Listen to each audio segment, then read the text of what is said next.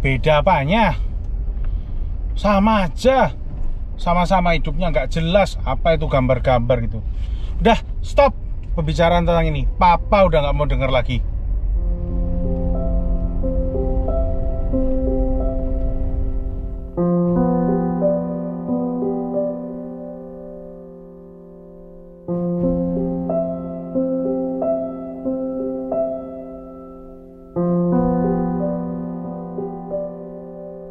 Saudara, adakah di antara kita yang hadir saat ini yang mengalami luka dalam hatinya? Saudara, cukup dijawab dalam hati masing-masing. Kalau kita perhatikan dalam kehidupan ini, kita mungkin saja mengalami luka atau terluka oleh perkataan maupun oleh perbuatan orang-orang di sekitar kita. Dan justru seringkali luka itu ditimbulkan oleh orang-orang yang terdekat dengan kita. Bisa oleh orang tua kita, bisa oleh kakak adik kita, bisa oleh kerabat, sahabat, atau siapapun yang ada di sekitar kita. Nah, biasanya luka itulah yang kemudian membuat kita semakin terpuruk, dan luka itu bisa saja timbul secara perlahan-lahan. Nah, saudara, kondisi ini membuat kita merasa sangat tidak nyaman dalam kehidupan ini. Nah, pertanyaannya adalah kalau itu kita alami, bagaimana kita harus menyikapinya? Saudara, luka yang menganga tentunya akan semakin parah jika tidak segera ditutup atau diobati.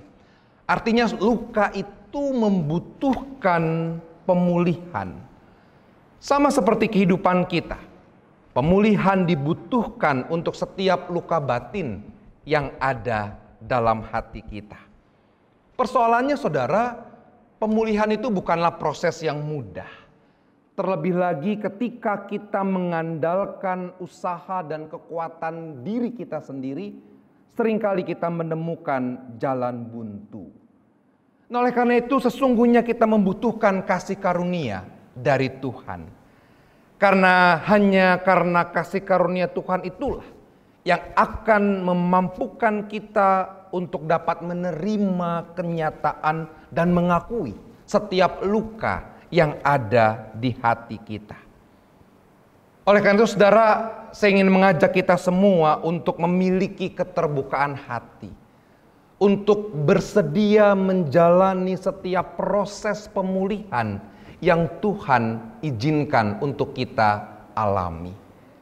Sehingga dengan keterbukaan hati, dengan kesediaan kita untuk meminta kasih karunia dari Tuhan itulah kita boleh mengalami pemulihan dari Tuhan.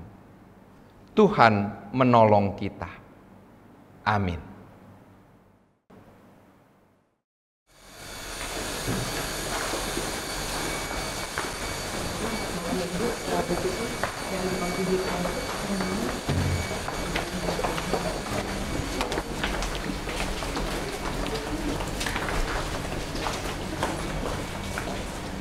Hai Kanak. Halo Lenita. Lama banget gak ketemu. Iya. Gimana kabar? Baik? Baiklah. Bener ini Davina? Iya, ini Davina. Tambah gede, tambah cantik. Iya Tante, masa Davina kecil terus? Itu Etna. Iya, ini Yang Etna. dulu kecil suka lari-lari. Iya. Tambah gede sekarang. Tante inget loh waktu kamu kecil, usil banget. Sekarang kelas berapa? Sekarang kelas 12, lagi persiapan ujian akhir. Oh, mau kuliah ya? Iya. Ambil jurusan apa? Aku sih maunya jadi ilustrator. Nah itu Len, dia itu maunya jadi ilustrator, tapi papanya tuh nggak suka. Maunya kayak kakaknya, jadi pengacara. Anak ini emang susah dibilangin. Ih Mama, ini kan aku yang ditanya, aku Mama yang jawab. Udah deh, Nah, jangan nggak sopan kayak gitu. Iya, ini anak di depan orang Udah, kok bikin malu. Kalian jadi ribut sendiri. Aku balik dulu aja deh ya. Sampai ketemu. Ya. Oke, bye. Udah deh, Mak, ayo ke sana yuk. Papa udah nunggu.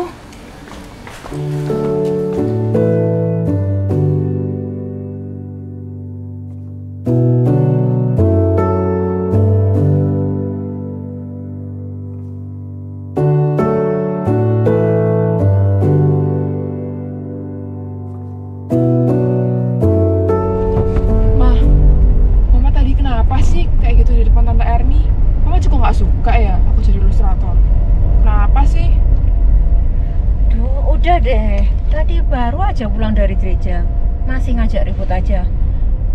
Kamu tuh kan sudah sering dibilangin sama papamu untuk jadi pengacara aja. Apa susahnya sih nurutin papamu? Itu kan juga demi kebaikan kamu. Ya susah lah, Ma. Kan aku gak suka. Kamu ingat nggak Om Baron sepupu Mama yang tinggal di Solo itu? Itu dari kecil ngotot banget pengen jadi pelukis. Sekarang kamu tahu kan gimana nasibnya? Luntang-lantung nggak jelas. Kamu mau kayak gitu? Beda, Ma. Masa kecil Om Baron sama masa kecilku beda. Ilustrator sama pelukis aja juga beda. Beda apanya? Sama aja. Sama-sama hidupnya nggak jelas. Apa itu gambar-gambar gitu. Udah, stop pembicaraan tentang ini. Papa udah nggak mau denger lagi.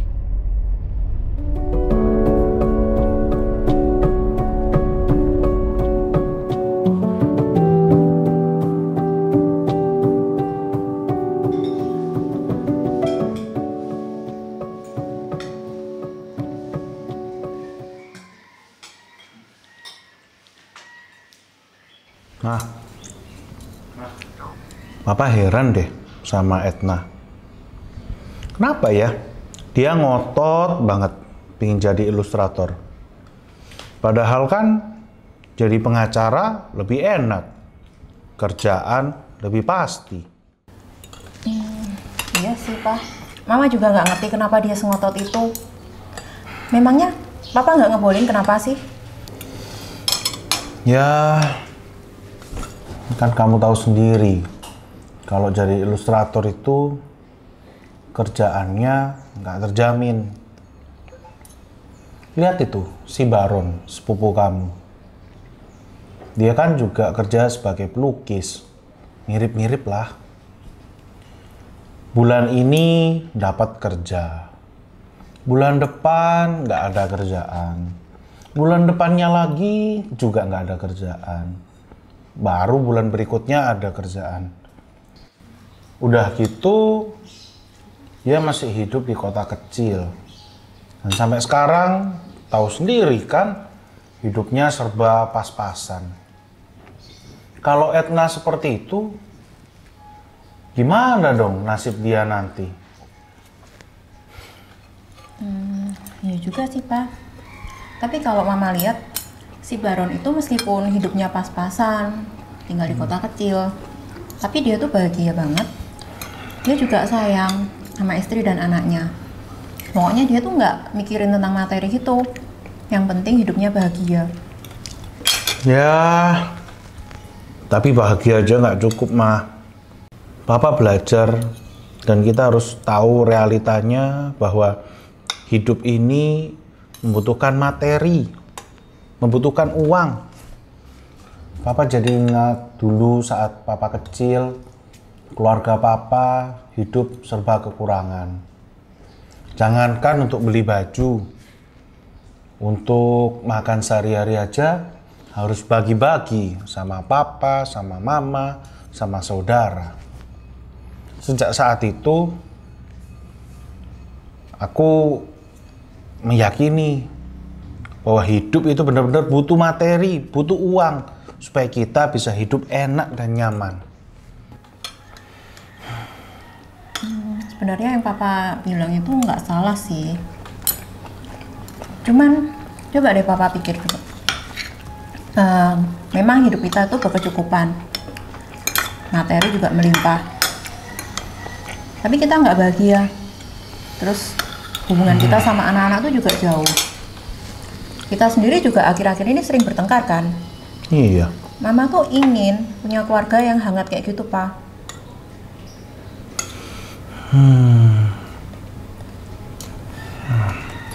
Ya, coba Papa pikir-pikir lagi deh apa yang Mama katain tadi.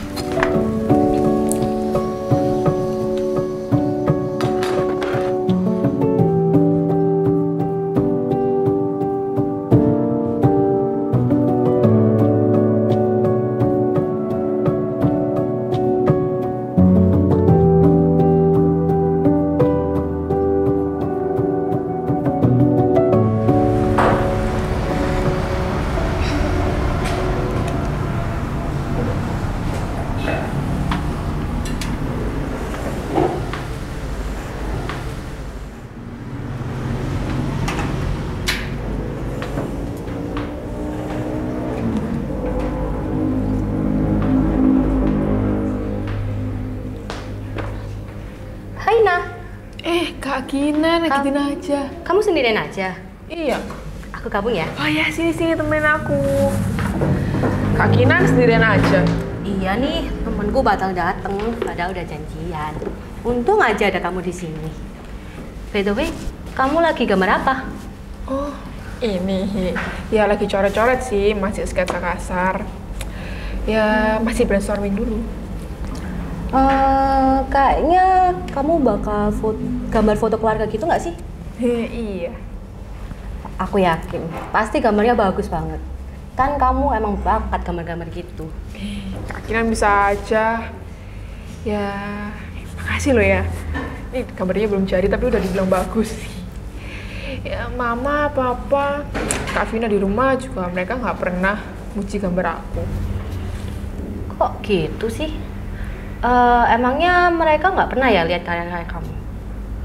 Atau mungkin kamu yang nggak nunjukin ke mereka? Setahu aku kan keluarga kamu hangat dan harmonis. Hangat dan harmonis dari mananya, Kak? Kak Kinan nggak tahu sih. Mama Papa di rumah tuh berantem mulu isinya. Kak Vina juga cuek banget orangnya, sibuk sama kerjanya sendiri. Mereka pun juga nggak pernah dukung aku buat jadi ilustrator, apalagi memuji gambar aku. Nggak mungkin banget. Ya sebenarnya aku pengen sih tunjukin gambar aku ke mereka, tapi kayaknya mereka tuh nggak bisa deh ngargain gambar aku. Ya, jadinya aku males nunjukin ke mereka. Gimana kalau aku pindah ke keluarganya Kak Kinan aja? Kamu ini ada-ada aja deh, Nah. Kalau semua orang di dunia ini mikirnya kayak kamu, aduh bakal kacau deh dunia ini. Semua orang jadi bisa pindah keluarga sesuka hati mereka. Iya juga sih. Kalau aku boleh sharing sih, Nah. Mungkin di luar sana banyak keluarga yang jadi impian kamu. Keluarga yang nggak suka berantem, keluarga yang suka memuji anaknya. Ya, keluarga yang harmonis lah. Dulu waktu aku SMP, kayaknya aku pernah mikir kayak gitu. Ya, kamu tahu kan, papa aku kerja di luar kota. Waktu di rumah itu bisa dihitung pakai jari dalam setahun. Jadi aku nggak deket deh sama papaku. Tapi mamaku selalu bilang, kalau papaku itu kerja sekeras itu ya demi kebaikan keluarga kami.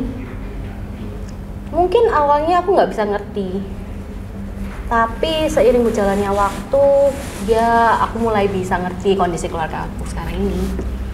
Oh gitu. Nah, sekarang ini kan kita nggak bisa milih nih dilahirkan di keluarga seperti apa, siapa papa mama kita, mau punya saudara berapa. Tapi aku yakin kok, Nah, Tuhan tempatkan kamu di keluarga kamu yang seperti ini, yang mungkin kamu merasa nggak enak. Tapi Tuhan pasti sudah punya rencana besar untuk kamu dan keluarga kamu. Juga sih ya, Kak. Tapi sejujurnya aku udah capek banget, Kak, sama keluarga aku yang kayak gini. Ya gimana ya, rasain damai sejahtera juga enggak, merasa ada sayang sama mereka juga enggak. Jadi sejujurnya capek banget sih. Tuhan kenapa sih ya? Tuhan itu taruh aku di keluarga yang kayak gini, taruh di posisi kayak gini. Kira-kira aku sanggup nggak ya ngejalanin ini semua? Kalau itu semua sih Tuhan yang tahu ya, Nah. Coba deh sekarang kamu pikirin ini, tapi dengan tenang dan kepala dingin ya. Aku percaya kok kamu sanggup ngejalanin ini semua. Oh iya, kalau kamu butuh teman buat cerita, kamu telepon aku aja nggak apa-apa. Oke. Thank you ya, Kak, udah dengerin cerita aku yang panjang lebar ini. Kak, betul ini makan dong. Atau pesen makan lagi aja ya? By the way, kamu di...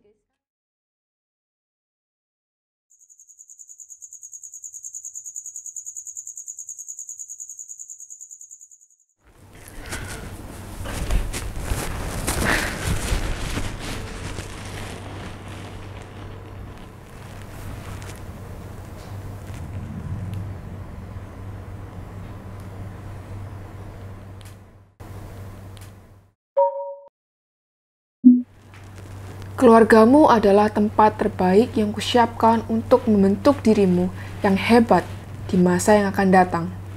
Aku tidak pernah gagal dan salah menempatkanmu.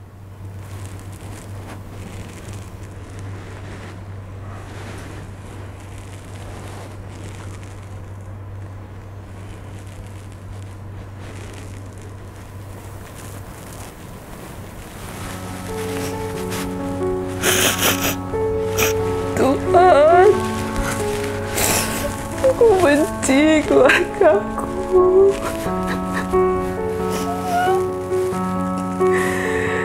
Sakit, sakit. Mereka emang gak sayang sama aku ya.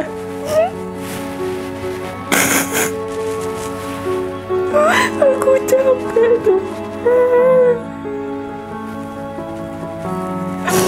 Aku capek, sakit.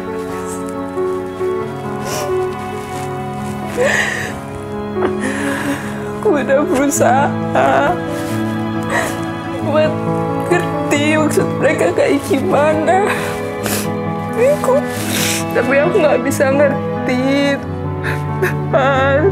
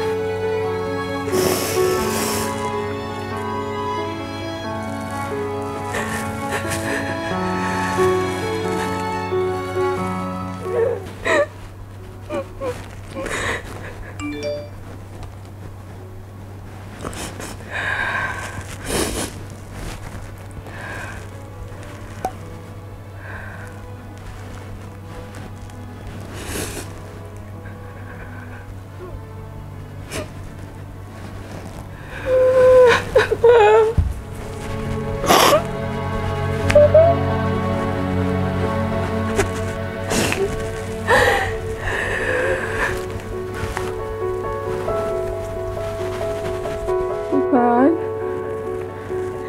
aku tahu aku nggak sanggup untuk maafin mereka seorang diri.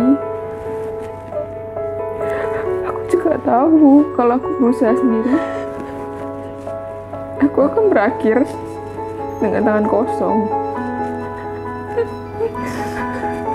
Aku mau Tuhan bekerja dalam hati dan hidupku supaya aku bisa maafin papa, mama, kakak. Biar Tuhan sendiri yang bekerja melalui aku agar keluargaku juga bisa dipulihkan. Amin.